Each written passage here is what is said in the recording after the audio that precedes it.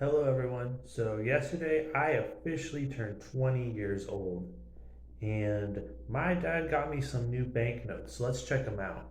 So the two countries are Lebanon and Papua New Guinea.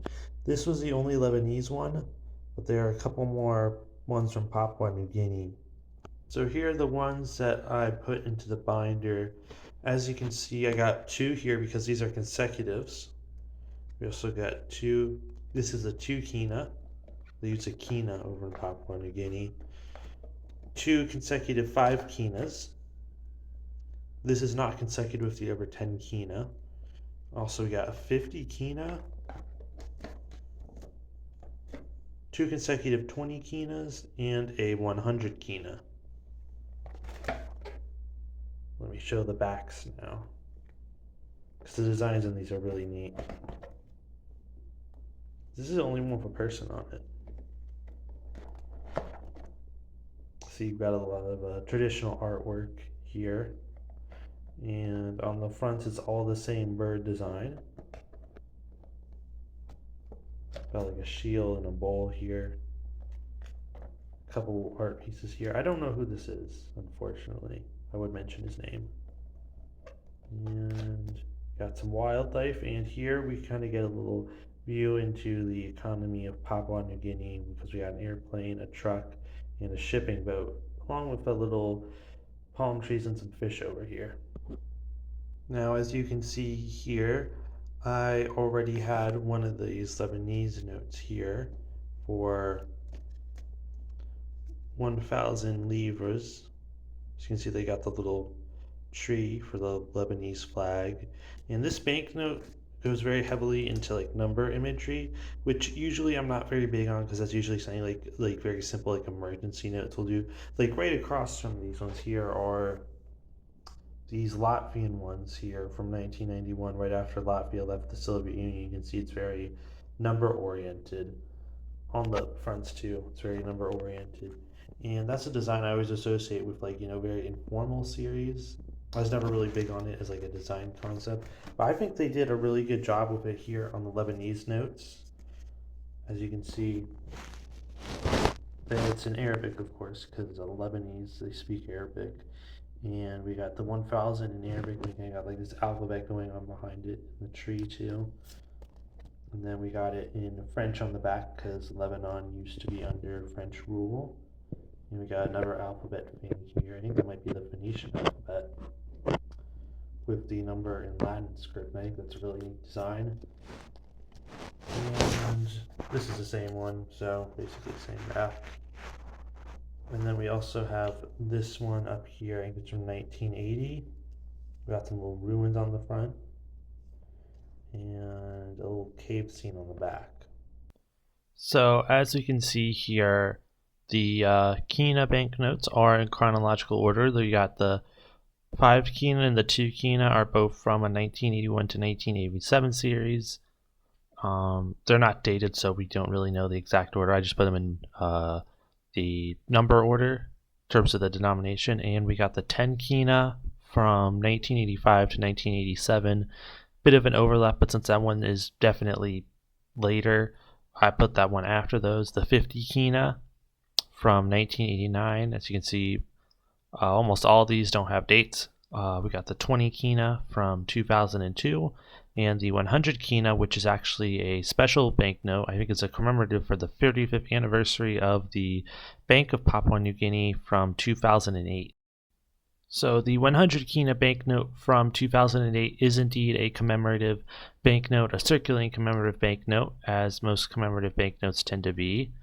And it is also, interestingly, a hybrid substrate, not a typical paper banknote. Now, I did note when I was handling them that it did feel slightly different, so that's not really that surprising. And a lot of people actually don't know this, but Queen Elizabeth and now Charles III, as the British monarchs, actually through the Commonwealth, are still technically the heads of state of several countries now. The British monarchy itself has become very ceremonial. It doesn't really have a governmental role, although it still does have power, and is especially ceremonial in places like Papua New Guinea, which wasn't even a direct British colony. Well, they partially were. they were a territory of Australia, which then I think joined the Commonwealth. So as we can see here, the beginnings of Papua New Guinea started with the territory of Papua, which was claimed by the government of the Australian state of Queensland in 1883 for the British Empire. The capital was Port Moresby, which is still the capital of Papua New Guinea today. Now, the northern half, as you can see, isn't included on these early maps, and that's because that was German New Guinea. Now, as I mentioned in my previous video about the Samoan Islands, Germany actually had some colonies before World War I, and German New Guinea was one of them. Now, as we all know, Germany lost World War I, so they ended up losing their colonies, and I presume that the territory of Papua was expanded to include all of what is now Papua New Guinea. And they eventually gained independence in 1975 and became the independent state of Papua New Guinea. So as we can see here, the man on the back of the 50 kina banknote from 1989 is M. Somare, who is seen alongside some ceremonial masks. And as we see on Google, his full name is Michael Somare, and he's a very important figure in Papua New Guinea. He's a Papua New Guinean politician, and he is the first prime minister of Papua New Guinea after independence. He was born in 1936 and he died in 2021 at the age of 84. He wrote his own autobiography, and he, being the first independent leader, is presumably a very recognizable figure, so it's understandable to see why they would choose him to put onto the banknote.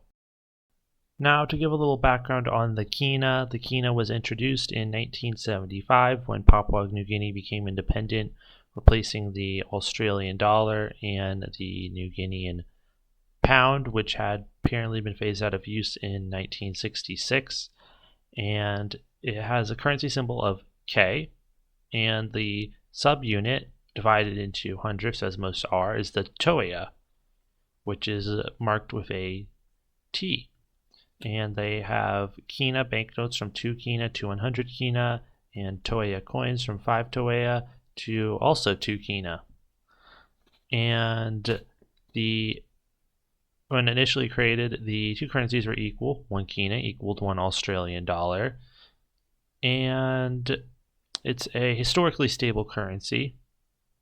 And it appears that the exchange rate between the kina and the Australian dollar has changed slightly over the years, although it has remained a very close. It did fall below the Australian dollar in 1996.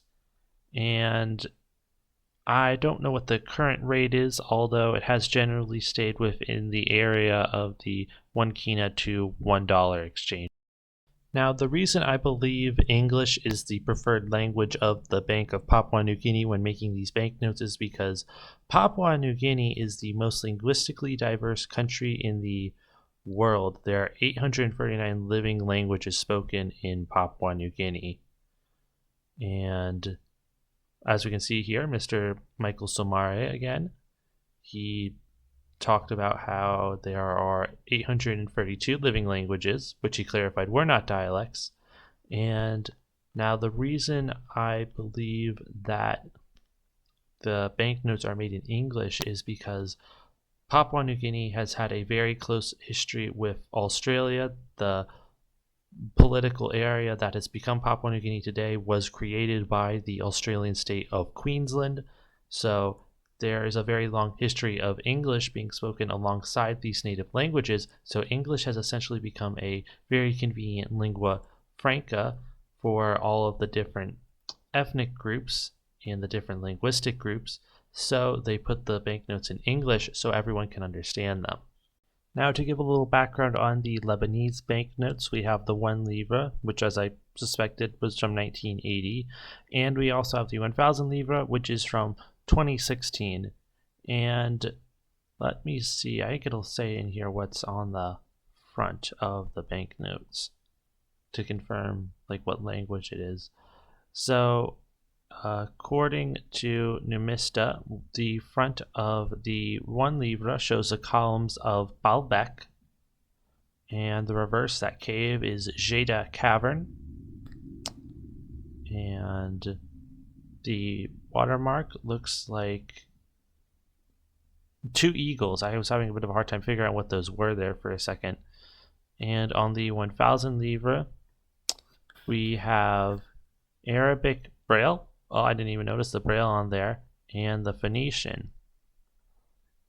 And Lebanon in ancient times was where Phoenicia was located.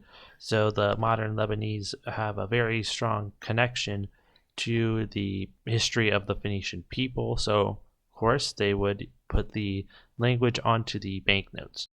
Now, as we can also see on the back is French, Banque du Liban, 1000 livres. So, since it's in French, the actual name of the currency, which I've been getting wrong, is actually the Lebanese pound.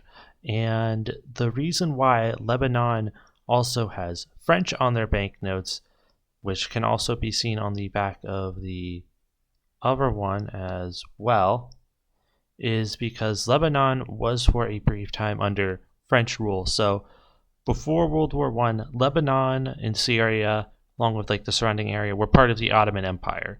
And of course, the Ottomans were on the losing side of World War I, so the Ottoman Empire ended up collapsing.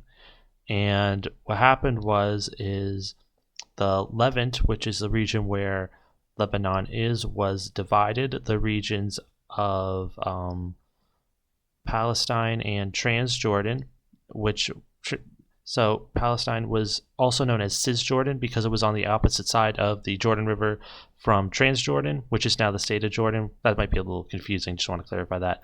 And those two were placed under British rule. Now Syria and Lebanon were placed under French rule, and it's surprisingly not really that talked about, but the French period has left a legacy in Lebanon and Syria, especially in Lebanon, where there's still the use of the French language and a small French population living there to this day. Now, French Lebanon was different from Mandatory Palestine, which was directly governed by the UK. See, the Lebanon area which apparently also included what is now Syria, was a state. Of course, it was called French Lebanon because it was influenced by France, but it was per se an independent state rather than a direct mandate, although legally speaking it was a mandate. It just had more independence. And this is how the French language ended up becoming so influential in Lebanon. As we can see here, French is a common language in Lebanon, and in fact 40% of the population is francophone. They can speak French, and the law says that French is a language to be used within government, which is similar to how it's still used in Algeria, which was more strongly colonized by France. And it's also used as a prestige within business, diplomacy, and education. Once again, same thing in Algeria, although the histories of France in Lebanon and Algeria are actually quite different. So that's just a little interesting little detail I think a lot of people don't know about the French language in Lebanon. So that's all for today. Thanks for watching. Like the video if you like the video. Leave a comment if you have any thoughts about the banknotes that I showed. Subscribe if you like my videos, and thanks for watching.